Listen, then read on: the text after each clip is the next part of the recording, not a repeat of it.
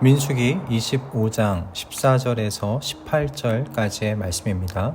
민수기 25장 14절에서 18절까지의 말씀입니다.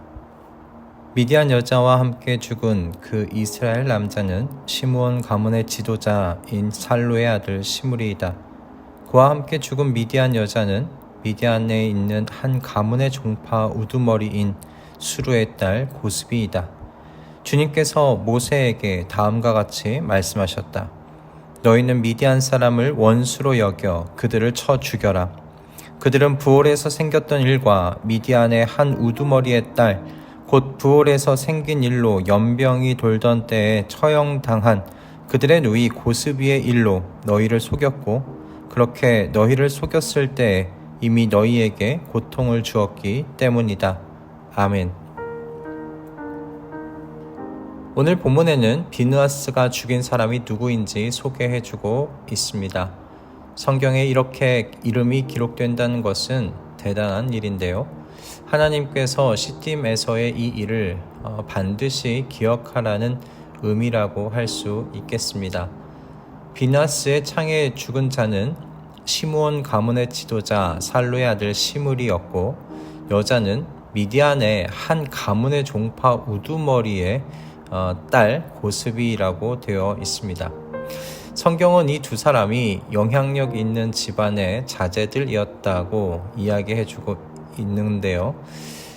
이처럼 이스라엘 민족 내부에서 영향력을 가진 가문의 지도자의 아들이 이런 부패의 자리로, 죄의 자리로 나아갔다면 당시 그곳에 있었던 이스라엘이 얼마나 이 우상 숭배 현장에 깊이 연루되었을지 짐작해 볼 수 있게 해줍니다. 때문에 하나님께서 이렇게까지 진노하시는 이유 더욱 이해가 되는 것이죠. 하나님께서는 이스라엘에게 오늘 미디안 사람을 원수로 여겨 그들을 쳐 죽이라는 명령을 내리십니다. 이 말씀을 읽으면 누군가는 왜 미디안 사람 전체를 원수로 여기게끔 하시나, 이 모압 여인이 한 일이 아닌가 생각하실 수 있는데요. 당시 미디안은 여러 민족의 연합 체제였습니다. 모압은 그런 미디안 연합 체제의 일원이었고요. 그래서 이 일은 모압만의 일로 볼 수는 없었던 것이죠. 때문에 하나님께서는 함께 바알 부올이라는 우상 숭배의 길로 이스라엘을 미혹하여 타락하게 만들어 큰 아픔을 겪게 만든 이들 전체를 원수로 여기도록 명령하시는 겁니다. 그런데 하나님의 이 명령은 그저 만나는, 보이는 미디안 사람을 죽이라는 그런 1차원적인 명령이었을까요?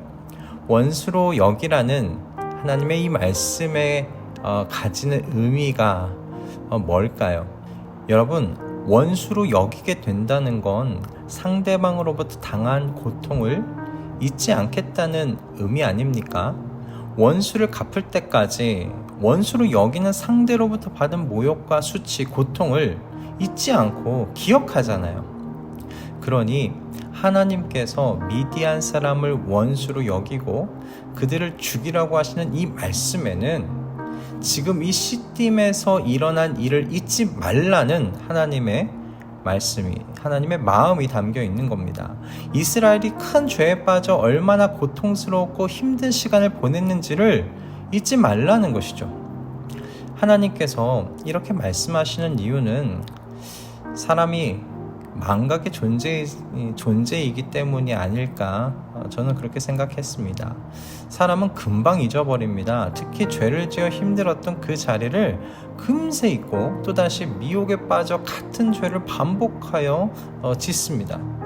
미련한 개가 그 토한 것을 다시 먹는 것처럼 말입니다.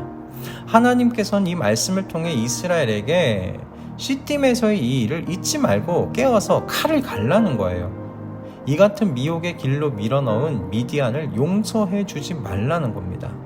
그래서 후에 시딤에서와 같은 우상숭배의 미혹이 가나안 땅 안에서 있을 때 완강하게 거부하라는 말씀인 것이죠. 그러므로 오늘 이 말씀이 우리에게 주시는 교훈은 너무나 분명합니다. 미혹에 미끄러져 지은 죄의 자리를 잊지 말고 기억하라는 거예요. 죄로 인해 받은 수치와 모욕 그리고 고통을 잊지 말라는 말씀입니다. 그 죄의 자리를 원수처럼 여겨라.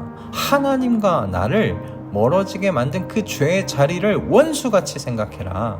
그래서 다시 같은 죄의 자리로 미끄러지지 않도록 깨어있으라. 하나님께서 그렇게 말씀하시는 것이죠.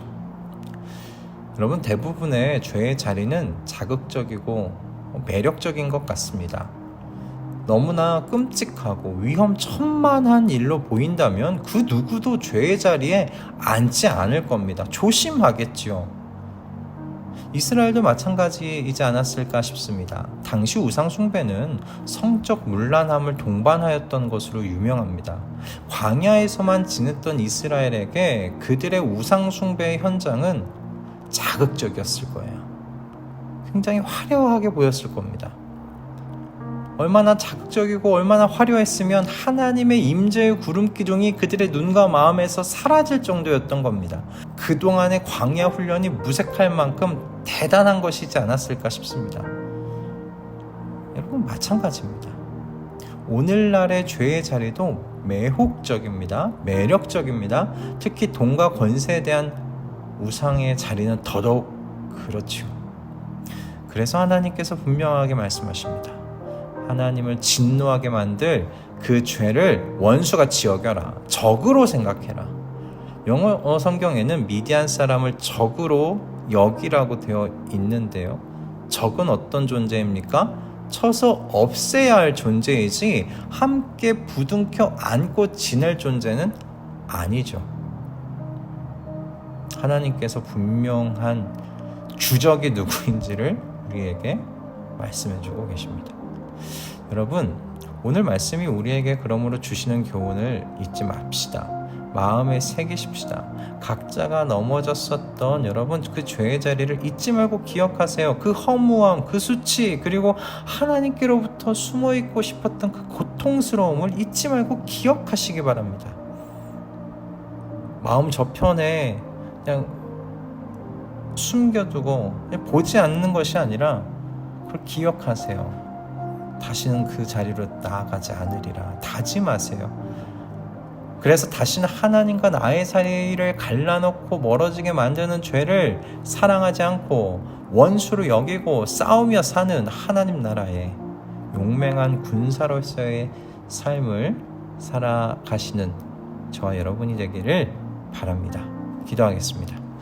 주님의 그 많은 보호하심과 인도함의 은혜를 받은 자들이 가나안 땅을 목전에 두고 반역하며 죽어가는 모습을 오늘 본문을 통해 보게 됩니다.